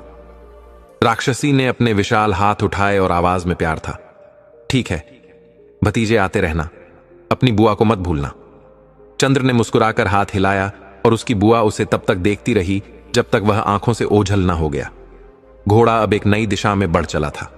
सामने एक और घना वन था। वहीं पुरानी युक्ति दोहराई। कुछ हिरणों का शिकार किया, उन्हें बांधा और अगले मोड़ पर अपने राक्षस चाचा की ओर बढ़ा।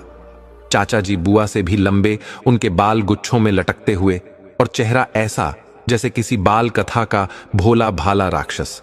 लेकिन चंद्र को तो अब तक समझ आ गया था कि इन लोगों को मूर्ख बनाना ज्यादा मुश्किल काम नहीं। प्रणाम चाचा जी, चंद्र ने ऊंची आवाज में कहा। बिल्कुल आत्मविश्वास के साथ राक्षस ने भौहें चढ़ाकर कहा, ओहो, तू कौन है जो मुझे चाचा कह रहा है? चंद्र ने वही कहानी दोहराई जो बुआ को सुनाई और फिर हिरणों की ओर इशारा करते हुए बोला, आपके लिए यह खास भोजन लाया हूं। राक्षस ने तो जैसे स्वर्ग का स्वाद छक लिया। हिरणों को देखते ही खाने लगा और बोला, वाह भतीजे, दिल खुश कर दिया। अब बता क्या चाहिए? केतकी वन जाना है, चंद्र बोला। राक्षस ने थोड़ी देर सिर खुजाया, फिर उसे पास बुलाकर कुछ कान में फुसफुसाया। एक रहस्यमय युक्ति। चंद्र की आंखें चमक उठीं। बस इतना ही मैं यह जरूर करूंगा चाचा। जाओ और सफल हो। राक्षस ने मुस्कुराकर उसे विदा दी। अब चंद्र पूरी तरह आश्वस्त था। दोपहर ढलने को थी और सूरज पश्चिम की ओर झुक रहा था, लेकिन वह जानता था कि उसे सूरज डूबने से पहले केतकी वन पहुंचना ही होगा, वरना फूल मुरझा जाएंगे। उसने मन ही मन कहा, चिंता मत कर बहन, तेरा भैया तेरे लिए फूल जरूर लाएगा। और उसने घोड़े को सरपट दौड़ा दिया। थोड़ी दूर चलकर उसके सामने एक गहरा कांटों से भरा जंगल आया। हर दिशा में सिर्फ कांचरी के पेड़ इतने घने कि ना घोड़ा चल सके, ना पैदल कोई रास्ता दिखे। पत्तों पर लंबे धारदार कांटे थे। एक गलत कदम और पूरा शरीर छलनी हो जाए। तभी चंद्र को याद आया चाचा का बताया उपाय। उसने आंखें बंद की और मन ही मन कांचरी देवी को पुकारा, मां, मार्ग दो, नहीं तो मैं यहीं समाप्त हो जाऊंगा। और उसने वहीं विशेष मंत्र जपना शुरू किया। देखते ही देखते कांचरी के पेड़ आपस में सरकने लगे, जैसे कोई अदृश्य हाथ उन्हें पीछे खींच रहा हो। जंगल दो भागों में बंट गया और उनके बीच बना एक साफ सीधा रास्ता, बस उतना ही टेढ़ा कि घोड़ा आराम से निकल सके। चंद्र ने एक बार फिर कांचरी मां को नमन किया और घोड़े की लगाम खींच दी। अब वह तट की ओर बढ़ चला था। कुछ ही देर में नीले समंदर की झलक सामने थी। चंद्र अब समंदर के किनारे खड़ा था। उसकी आंखों के सामने लहरें उफन रही थीं, जैसे कोई विशाल जीव सांसें ले रहा हो। लेकिन उसके भीतर डर नहीं था। उसने आंखें बंद की, मन ही मन समुद्र देवता को पुकारा, हे पिता, मुझे मार्ग दीजिए, नहीं तो मेरा यही अंत हो जाएगा। और फिर वह मंत्र जपा जो चाचा ने सिखाया था। तभी समुद्र की लहरें एकाएक गर्जना करने लगीं, जैसे खुद समुद्र जाग उठा हो। और फिर धीरे धीरे पानी दो तरफ हट गया। बीच में एक सूखा चमकता हुआ रास्ता उभर आया। चंद्र ने श्रद्धा से शीश झुकाया, दिल ही दिल में धन्यवाद कहा और घोड़े को उस दिव्य मार्ग पर बढ़ा दिया। समंदर का एक लंबा हिस्सा पार हो गया था, लेकिन केतकी वन अब तक नहीं दिखा था। फिर अचानक क्षितिज पर एक द्वीप की झलक मिली। चारों ओर से नीले पानी से घिरा और बीच में गहरे हरे रंग की लहराती छाया। यही तो था उसका गंतव्य। जैसे ही उसने द्वीप की जमीन पर कदम रखा, उसे महसूस हुआ जैसे वह किसी प्राचीन भुला दिए गए राज्य में आ गया हो। चारों तरफ ऊंचे भव्य महल, पत्थरों में खुदे हुए चित्र, झरोखे जो कभी राजा रानी की कहानियां कहते होंगे। लेकिन अब वहां कोई नहीं था, सिर्फ सन्नाटा, गूंजता हुआ और रहस्यमय। घोड़े को उसने एक घने कूंज में छुपा दिया और वह थककर वहीं सो गया। लेकिन चंद्र नहीं रुका। समय बहुत कम था। सूरज अब ढलने को था और उसे केतकी के फूल मिल ही जाने चाहिए थे। तलवार हाथ में थामे वो दौड़ पड़ा। एक घर की छत पर चढ़ा और तभी उसकी नजर पड़ी। दूर एक उद्यान में पीले नारंगी फूलों की झलक, जैसे खुद सूर्य की मुस्कान जमीन पर खिल रही हो। लेकिन वहां पहुंचने का कोई सीधा रास्ता नहीं था, क्योंकि वह बगीचा एक महल के पीछे था। महल तक जाना ही पड़ेगा। वह छत से छलांग लगाकर महल की ओर दौड़ा। हर कदम पर उसका दिल धड़क रहा था। यह जगह इतनी सुंदर और सुनसान क्यों थी? क्या कोई रहस्य उसे देख रहा था? महल में दाखिल होते ही सामने आए गलियारों के जाल, जैसे वक्त की भूल भुलैया, उसने एक नई युक्ति सोची। चुपचाप खड़ा होकर पक्षियों की आवाज सुनने लगा। कहीं से चहचहाट आई, वहीं उद्यान होगा। वह उसी दिशा में भागा, लेकिन एक जगह गवाक्ष बंद था। वो झिझका, पर रुका नहीं, बगल के कक्ष में घुसा। समय तेजी से भाग रहा था। अभी बस एक घड़ी बाकी थी सूरज डूबने में, यानी फूल मुरझा सकते थे। तभी उसकी नजर पड़ी एक पलंग पर, और वहां थी एक युवती, सोई हुई गहरी नींद में। उसकी उम्र लगभग चंद्र जितनी होगी, लेकिन उसका रूप जैसे स्वप्न और धूप का संगम। चंद्र ठिठक गया। उसके दिल में कुछ हलचल हुई। वो मंत्रमुग्ध खड़ा रहा, और तभी उसकी नजर उस युवती के सिर और पैरों पर रखी दो छड़ियों पर पड़ी। एक सोने की, एक चांदी की। जिज्ञासावश उसने दोनों उठाई, लेकिन रखने में चूक गया। सोने की छड़ी पैर की ओर और चांदी की सिर की तरफ रख दी। तभी युवती की आंखें खुली। वह चौंक गई। सामने एक अनजान युवक खड़ा था, तलवार लिए, और उसके चेहरे पर विस्मय, आकर्षण और संकोच तीनों एक साथ थे।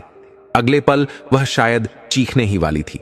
चंद्र ने जब देखा कि वह सुंदर युवती डर के मारे पीछे हट रही है तो उसने तुरंत तलवार नीचे रख दी और बड़ी नरमी से बोला, घबराओ मत सुंदरी, मैं तुम्हें कोई नुकसान नहीं पहुंचाऊंगा।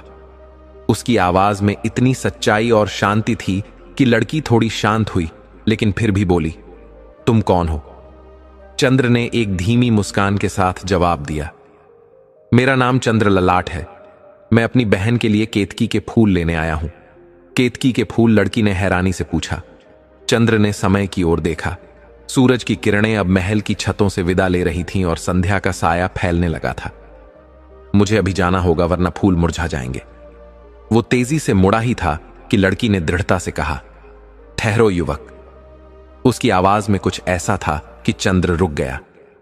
केतकी के पुष्प कभी मुरझाते नहीं हैं, उसने धीरे से कहा, और अगर तुमने राक्षसों को मारे बिना उन फूलों को छूने की भी कोशिश की तो तुम्हारी तुरंत मृत्यु हो जाएगी।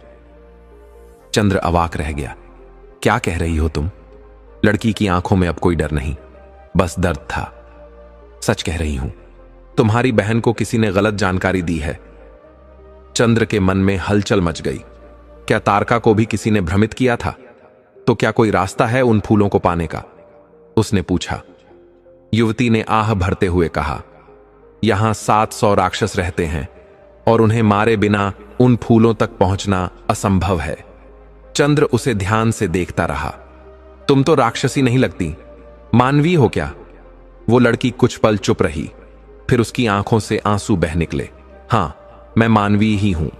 कभी पुष्पवती राज्य की राजकुमारी थी, नाम है कुसुमसेना। राक्षसों ने हमारे राज्य को उजाड़ दिया। मैं छोटी थी, तभी एक राक्षसी को मुझ पर दया आ गई और वह मुझे यहां ले आई। अब वही इन राक्षसों की सरदार है। हर सुबह वह मुझे किसी जादू से सुला देती है और शाम को फिर जगा देती है। कहते कहते वह रो पड़ी। चंद्र का हृदय पिघल गया।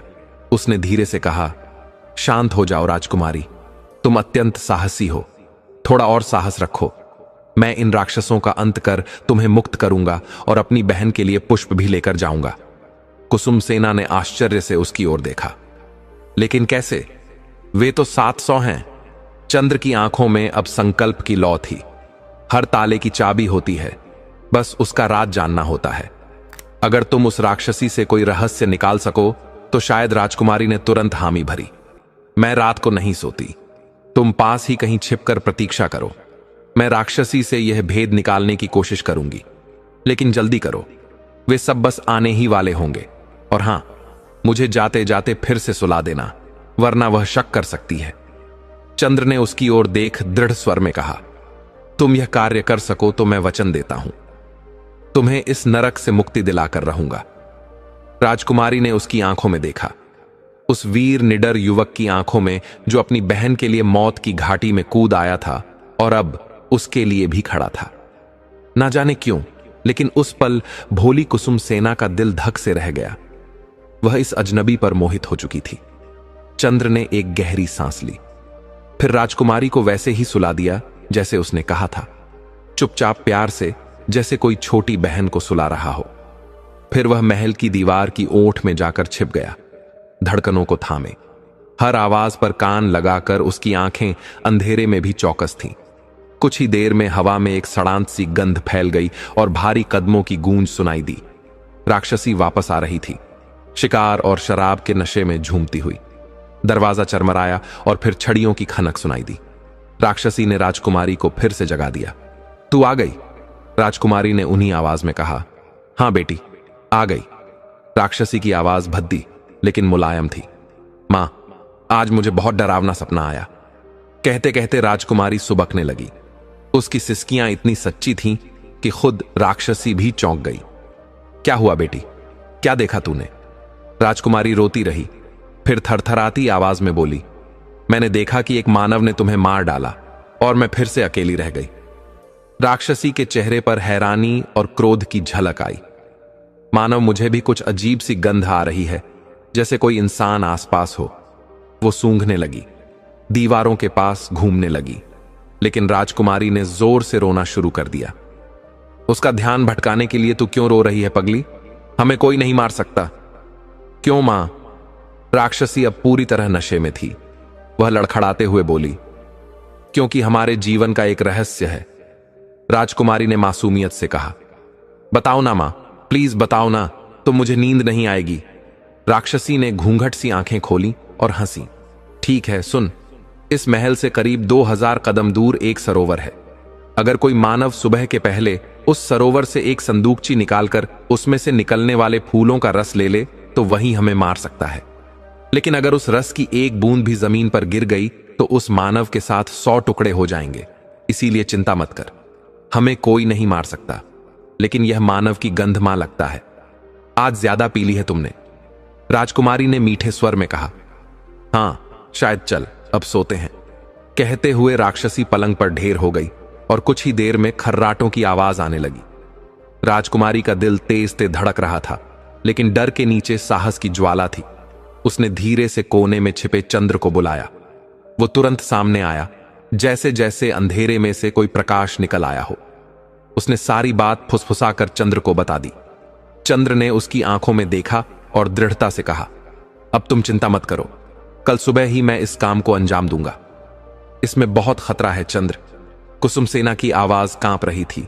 घबराओ मत, मैं कर लूंगा, उसने हल्की मुस्कान के साथ कहा। मुझे तुम पर पूरा विश्वास है। राजकुमारी की आंखें भीग गईं। अभी चलता हूं और अब राक्षसों को परलोक भेजकर ही लौटूंगा। इतना कहकर चंद्र चल पड़ा। उसकी पीठ अंधेरे में गुम होती गई और वहीं खड़ी राजकुमारी के होठों से बस एक धीमी प्रार्थना निकली। हे भगवान, इस वीर की रक्षा करना, इसकी तलवार कभी ना झुके, इसे इसके मकसद में सफलता मिले। कृपा रखना प्रभु इस चंद्र ललाट पर। अगले ही दिन भोर से पहले, जब आकाश में बस हल्की नीली लकीर थी और सब ओर नीरवता थी, चंद्र अपने वस्त्र उतारकर सरोवर के पास पहुंचा। एक क्षण बिना सोचे वह जल में कूद गया। सरोवर उम्मीद से कहीं ज्यादा गहरा था और जैसे ही वह नीचे गया, उसके चारों ओर काली माया छा गई। कुछ भी दिखाई नहीं दे रहा था, जैसे कोई दूसरी ही दुनिया हो जिसमें रोशनी ने कसम खा ली हो कि वह नहीं आएगी। चंद्र का दम घुटने लगा। उसके सीने में हवा की कमी अब जलन बन रही थी। उसे जल्दी ही संदूकची मिलानी थी, वरना उसे ऊपर लौटना पड़ता और शायद फिर मौका ना मिलता। अचानक ही जैसे कोई अदृश्य शक्ति जाग गई। चंद्र के माथे का चांद और हथेलियों के तारे एक साथ चमकने लगे, मानो सैकड़ों दीपक एक साथ जल उठे हों। पूरा सरोवर उनकी रोशनी से चांदी सा चमकने लगा और उस अंधे अंधेरे में रोशनी की वह किरणें चंद्र के भीतर फिर से साहस भर गई। उसने तेजी से नीचे तल में खोज जारी रखी और तभी उसकी उंगलियां एक ठंडी धातु से टकराई। वो संदूकची थी। जैसे ही उसने उसे थामा, चांद की शक्ति से उसके फेफड़े फिर से सांस लेने लगे। वो ऊपर तैरा और आखिरकार सरोवर से बाहर आ गया। हाथों में अभी भी वही रहस्यमयी संदूकची थी। उसने तुरंत ढक्कन खोला, जैसे राजकुमारी ने बताया था। भीतर से 2 दिव्य फूल निकले, जिनसे एक मीठी और मोहक गंध निकल रही थी। लेकिन तभी दूर जंगल की गहराइयों से गड़गड़ाहट और चीख पुकार सुनाई दी। राक्षसों को पता चल गया था कि कोई उनकी मौत की चाबी ले आया है। वे दौड़े चले आ रहे थे। किसी के हाथ में तलवार थी, किसी के पास गधा, कोई धनुष ताने हुए था और कोई भाला लिए झपटता आ रहा था। लेकिन चंद्र वहां खड़ा हंस रहा था, निर्भीक स्थिर। उसने दोनों फूलों को हाथ में मसला और तुरंत उनका रस अपने सीने पर रगड़ लिया। बूंदें गिरने से पहले ही उसने उन्हें समेट लिया, हर कण अपने शरीर में उतार लिया और फिर पूरा जंगल जैसे कांप उठा। धरती हिल गई और एक भीषण गूंज के साथ सारे राक्षस वहीं ढेर हो गए, बिना चीख के, बिना युद्ध के। अगले ही पल संदूकची के भीतर से एक पत्र फड़फड़ाता हुआ बाहर आया, जैसे किसी ने उसकी वीरता को पहले ही जान लिया हो। हे वीर, तुमने जो किया वह एक चमत्कार है, लेकिन अब सुनो, यह केतकी वन अगली आधी प्रहर में समुद्र में समा जाएगा।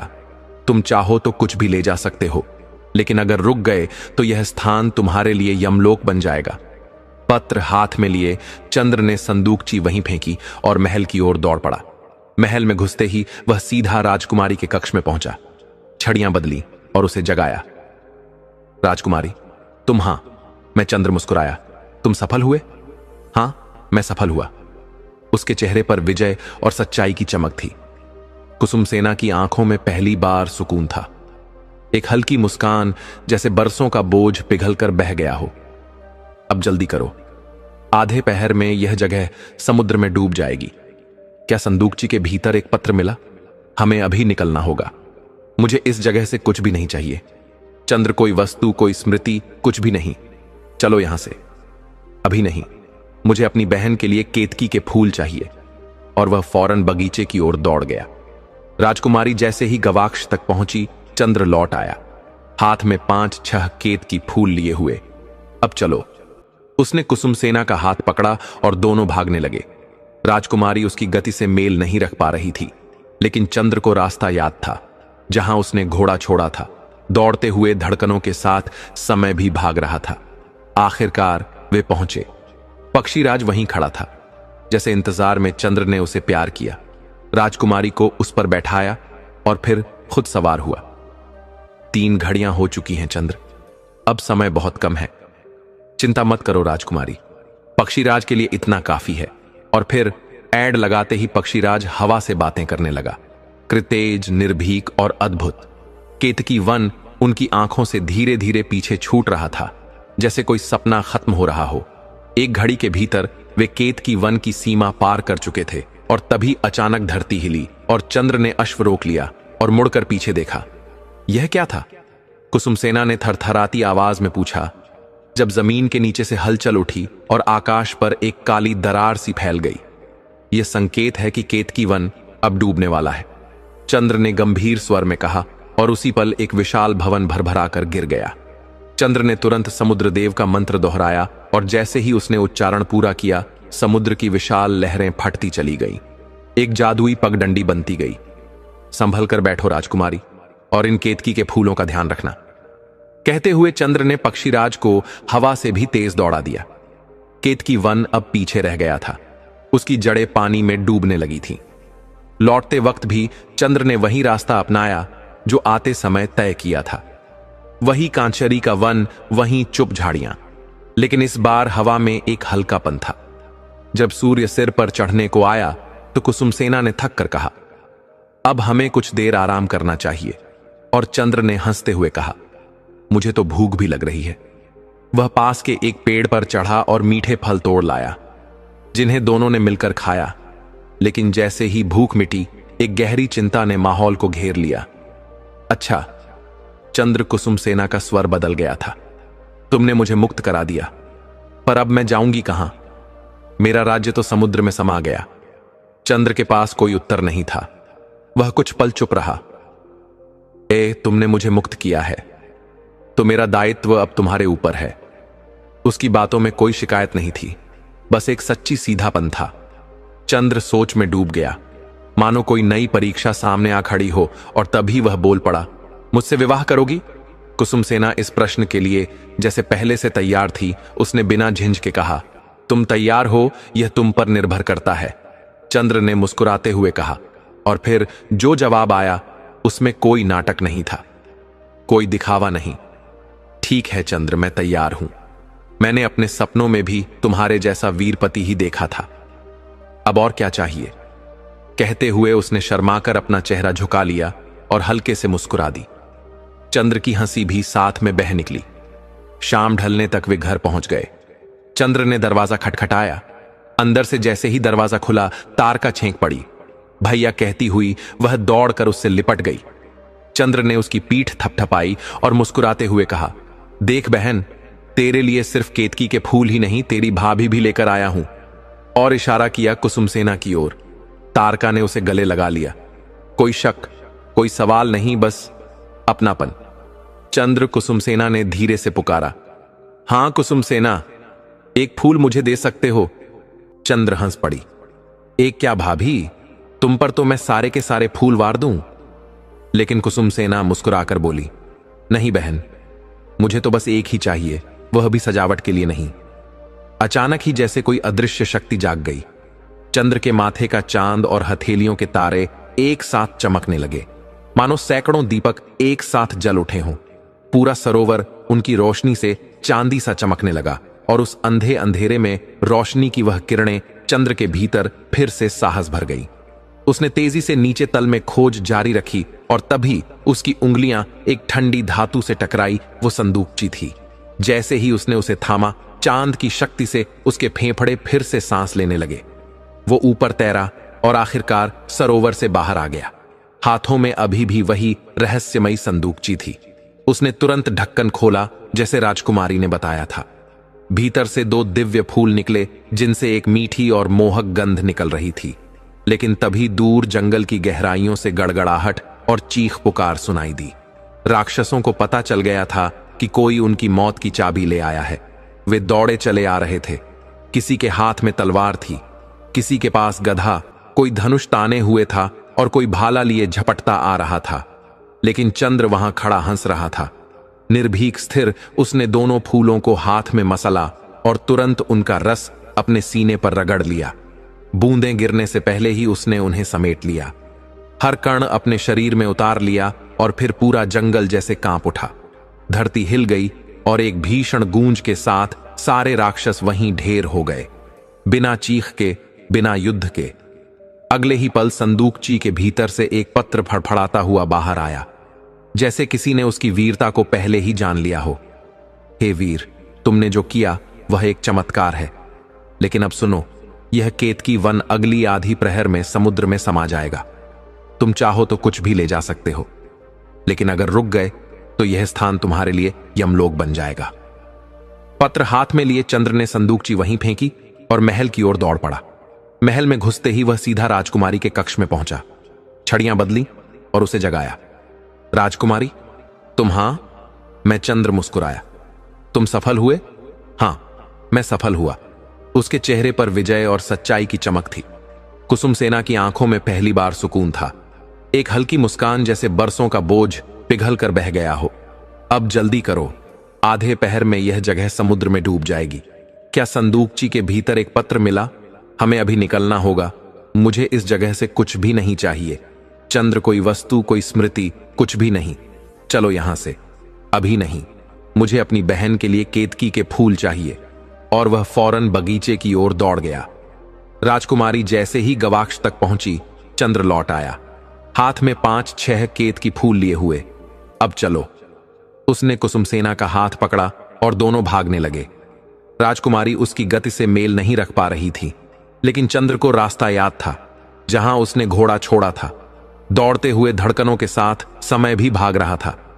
आखिरकार वे पहुंचे। पक्षीराज वहीं खड़ा था, जैसे इंतजार में चंद्र ने उसे प्यार किया। राजकुमारी को उस पर बैठाया और फिर खुद सवार हुआ। 3 घड़ियां हो चुकी हैं चंद्र, अब समय बहुत कम है। चिंता मत करो राजकुमारी, पक्षीराज के लिए इतना काफी है। और फिर ऐड लगाते ही पक्षीराज हवा से बातें करने लगा, कृतेज, निर्भीक और अद्भुत।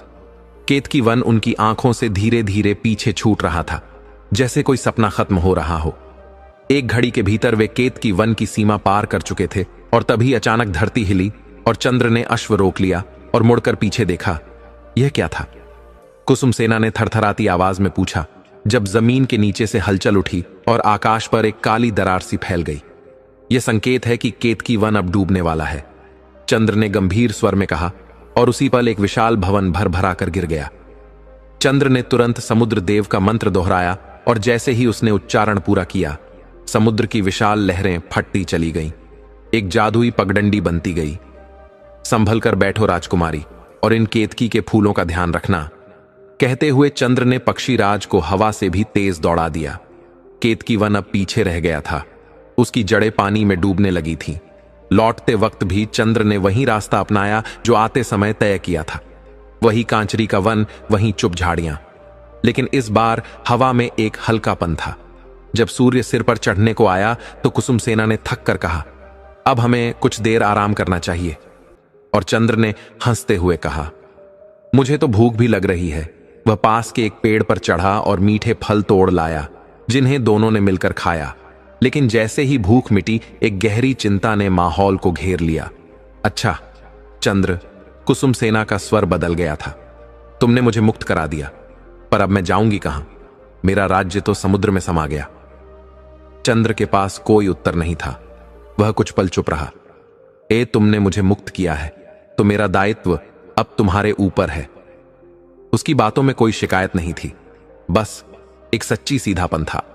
चंद्र सोच में डूब गया, मानो कोई नई परीक्षा सामने आ खड़ी हो, और तभी वह बोल पड़ा, मुझसे विवाह करोगी?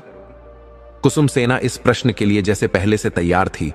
उसने बिना झिझक के कहा, तुम तैयार हो, यह तुम पर निर्भर करता है। चंद्र ने मुस्कुराते हुए कहा, और फिर जो जवाब आया उसमें कोई नाटक नहीं था, कोई दिखावा नहीं। ठीक है चंद्र, मैं तैयार हूं। मैंने अपने सपनों में भी तुम्हारे जैसा वीरपति ही देखा था, अब और क्या चाहिए? कहते हुए उसने शर्माकर अपना चेहरा झुका लिया और हल्के से मुस्कुरा दी। चंद्र की हंसी भी साथ में बह निकली। शाम ढलने तक वे घर पहुंच गए। चंद्र ने दरवाजा खटखटाया। अंदर से जैसे ही दरवाजा खुला, तारका छेंक पड़ी। भैया कहती हुई वह दौड़कर उससे लिपट गई। चंद्र ने उसकी पीठ थपथपाई और मुस्कुराते हुए कहा, देख बहन, तेरे लिए सिर्फ केतकी के फूल ही नहीं, तेरी भाभी भी लेकर आया हूं। और इशारा किया कुसुम सेना की ओर। तारका ने उसे गले लगा लिया। कोई शक, कोई सवाल नहीं, बस अपनापन। चंद्र कुसुम सेना ने धीरे से पुकारा, हां कुसुम सेना, एक फूल मुझे दे सकते हो? चंद्र हंस पड़ी। एक क्या भाभी, तुम पर तो मैं सारे के सारे फूल वार दूं। लेकिन कुसुम सेना मुस्कुराकर बोली, नहीं बहन, मुझे तो बस एक ही चाहिए, वह भी सजावट के लिए नहीं। चंद्र ने थोड़ा छेंक कर पूछा, तो फिर वह हल्की सी मुस्कुराई, मैं यहां इसका पौधा लगाऊंगी। यही फूल तो उस दिन की वजह बना जिस दिन मेरी जिंदगी बदल गई। चंद्र ने हल्के से उसका कंधा छुआ। ओ कुसुम सेना, और फिर तीनों के चेहरे पर वो मुस्कान खिल उठी जिसमें राहत भी थी, प्यार भी, और एक नई शुरुआत की चमक भी। अगली सुबह से ही जैसे सब कुछ अपने आप सहज होता चला गया। चंद्र ने पास के मंदिर में जाकर एक साधे लेकिन गरिमामय विवाह में कुसुम सेना को अपना जीवन साथी बना लिया।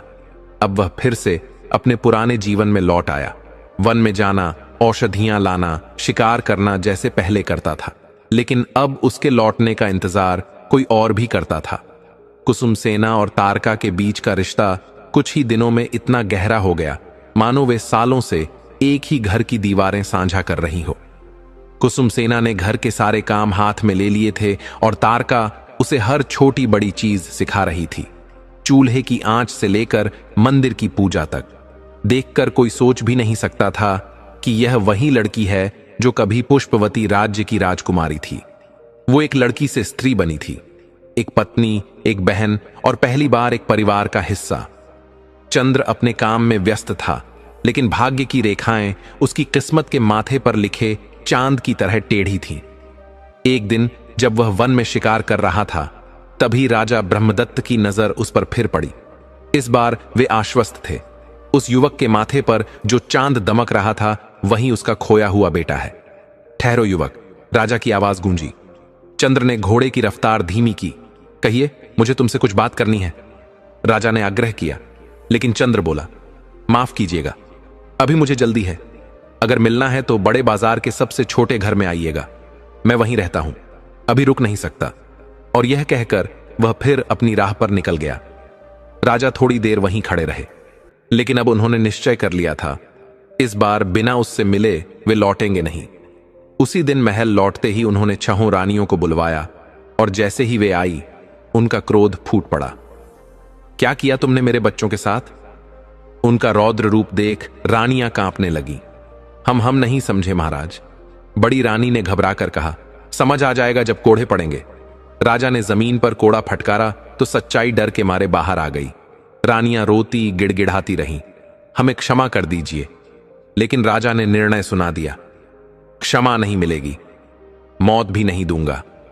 लेकिन अब से तुम भी उसी निर्धनता में जियोगी जैसे मेरे बच्चे जिए। आज से तुम रानियां नहीं, सामान्य स्त्रियां हो। देश निकाला देता हूं। सैनिकों, इन्हें महल से बाहर निकालो और उस दासी को बंदी बनाकर लाओ। रानियों की चीखें महल की दीवारों से टकराई, लेकिन राजा का हृदय अब किसी कोमलता के लिए तैयार नहीं था। फिर उन्होंने प्रधानमंत्री को बुलाया। छोटी रानी का क्या हुआ? प्रधानमंत्री ने सिर झुकाकर कहा, हमें पता है महाराज, वो पास के एक गांव में रहती हैं। वर्षों से जानता था, पर अब तक बताने का साहस नहीं कर पाया। राजा की आंखें नम हो आईं, लेकिन स्वर में वही दृढ़ता थी। आप धन्य हैं प्रधानमंत्री जी, जाइए, उन्हें ससम्मान लेकर आइए। दोपहर का सूरज आकाश में अपने शिखर पर था जब राजा ब्रह्मदत्त एक आम वनवासी के वेश में चुपचाप चंद्र के घर के बाहर खड़े थे। मन में उम्मीद, आंखों में संशय और दिल में टकराते सैकड़ों सवाल। खिड़की की झिड़ी से उन्होंने अंदर झांका और उस क्षण जैसे समय थम गया। सामने वही युवक जिसके माथे पर चमकता चंद्रमा अब किसी भ्रम का हिस्सा नहीं था, साफ, उज्जवल और राजसी, और उसकी हथेलियों पर तारे। राजा की सांसें थम गई। हे ईश्वर, ये मेरा पुत्र है और यह कन्या मेरी पुत्री।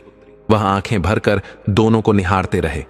वह युवती जो उनके साथ बैठी थी, उसे देखकर मन में एक मीठा संशय जगा। क्या यह मेरी पुत्रवधू है? राजा की आंखों से अश्रु छलक पड़े, खुशी के, पश्चाताप के और उस अधूरे स्नेह के जो वर्षों से दिल में कैद था। उन्होंने बिना देर किए दरवाजा खटखटाया। चंद्र ने जैसे ही द्वार खोला, सामने वही अजनबी था जो सुबह रास्ते में मिला था। जी कहिए, चंद्र ने औपचारिकता से कहा, लेकिन राजा आगे बढ़ा आए और उसे गले से लगा लिया। ओ मेरे बेटे, आवाज में वह टूटे रिश्ते की पुकार थी।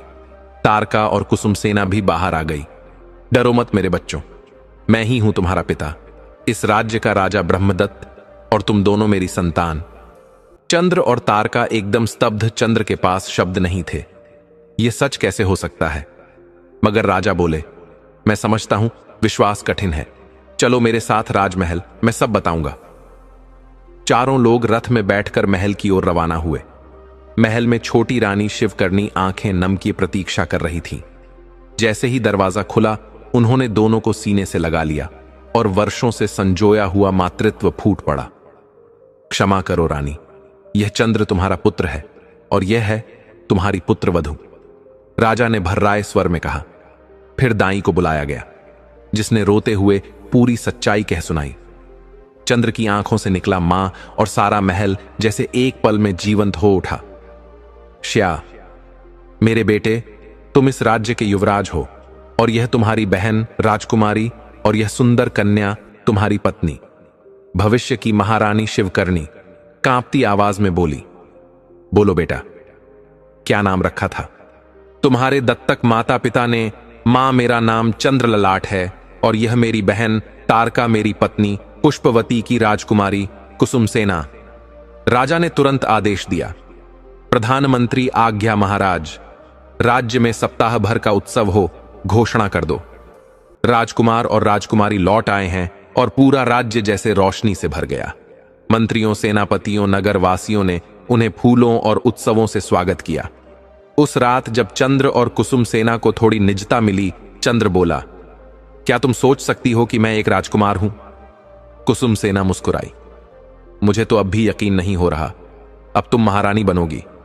चंद्र ने उसके बालों में हाथ फेरते हुए कहा, सुनिए, हां, वो स्थान ठीक रहेगा ना? कुसुम सेना ने उद्यान की ओर इशारा किया। किसके लिए? केतकी के पौधे के लिए।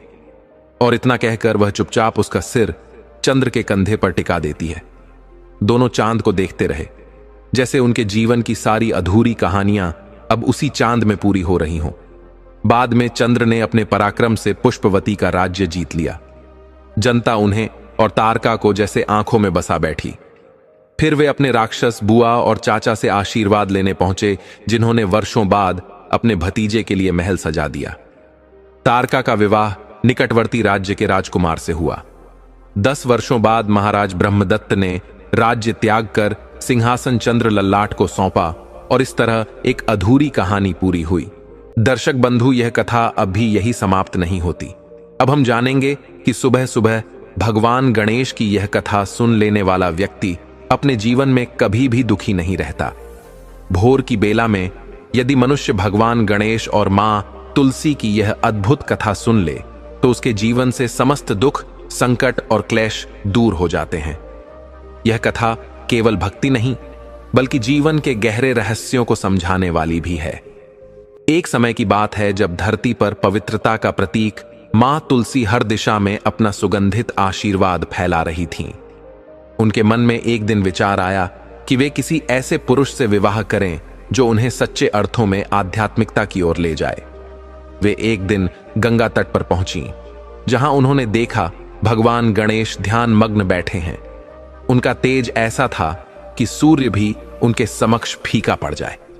मां तुलसी ने मन ही मन कहा, यह तो वही हैं जिनके समान कोई नहीं।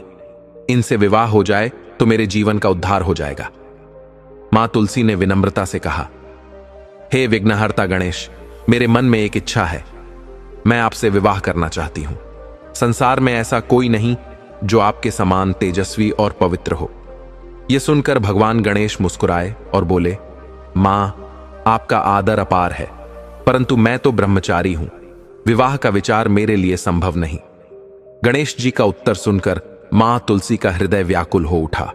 क्रोध में उन्होंने कहा, हे गणेश, तुम विवाह नहीं करोगे तो एक दिन तुम्हारा भी विवाह ऐसे स्त्रियों से होगा जिनसे संसार चकित रह जाएगा।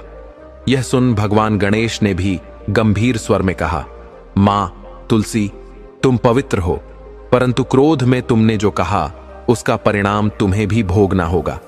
तुम एक बार शाप के रूप में वृक्ष बनोगी और संसार में तुलसी के नाम से पूजित होगी। लोग तुम्हारे बिना पूजा पूर्ण नहीं कर पाएंगे, पर मेरे पूजन में तुम्हारा प्रयोग वर्जित रहेगा। यह सुनकर मां तुलसी को पश्चाताप हुआ। उन्होंने हाथ जोड़कर कहा, प्रभु, मैं क्षमा चाहती हूं, कृपया मुझे मुक्ति का मार्ग बताइए। गणेश जी बोले, हे देवी, तुम धर्म, भक्ति और पवित्रता की अधिष्ठात्री बनो। जो व्यक्ति तुम्हारी पूजा करेगा उसके घर में लक्ष्मी का वास होगा, और जो प्रातः काल भगवान गणेश और मां तुलसी की कथा श्रद्धा से सुनेगा उसका जीवन कभी दुखी नहीं रहेगा। जो व्यक्ति सुबह सुबह यह कथा श्रद्धा, विश्वास और भक्ति भाव से सुनता है उसके घर में सुख, शांति और समृद्धि का वास होता है। उसके समस्त विघ्न दूर होते हैं और मां लक्ष्मी उसके घर को कभी नहीं छोड़ती। हे गणेश पिता, हे मां तुलसी, हमें भी ऐसा मन दीजिए कि हम सदा भक्ति और सत्य के मार्ग पर चलें। जय गणेश देवा, जय मां तुलसी देवी। जिसने भी श्रद्धा और विश्वास से मां तुलसी और भगवान गणेश की यह अद्भुत कथा सुनी है उसके जीवन से समस्त विघ्न, क्लेश और दुख मिट जाते हैं। जिस घर में यह कथा सुनाई जाती है वहां सुख, समृद्धि और भक्ति का वास होता है। मां तुलसी का आशीर्वाद और गणेश जी का मंगल स्पर्श उस परिवार को सदा रक्षा प्रदान करता है। हे विघ्नहर्ता गणेश, हमें भी ऐसा बुद्धि और संयम दीजिए कि हम सदैव धर्म, सत्य और भक्ति के मार्ग पर चलें। हे मां तुलसी, हमारे जीवन में पवित्रता और शुद्धता बनी रहे, हमारे घर में प्रेम और प्रकाश बना रहे। जो भक्त इस कथा को प्रातःकाल सुनते हैं उनके जीवन में कोई भी कार्य अधूरा नहीं रहता।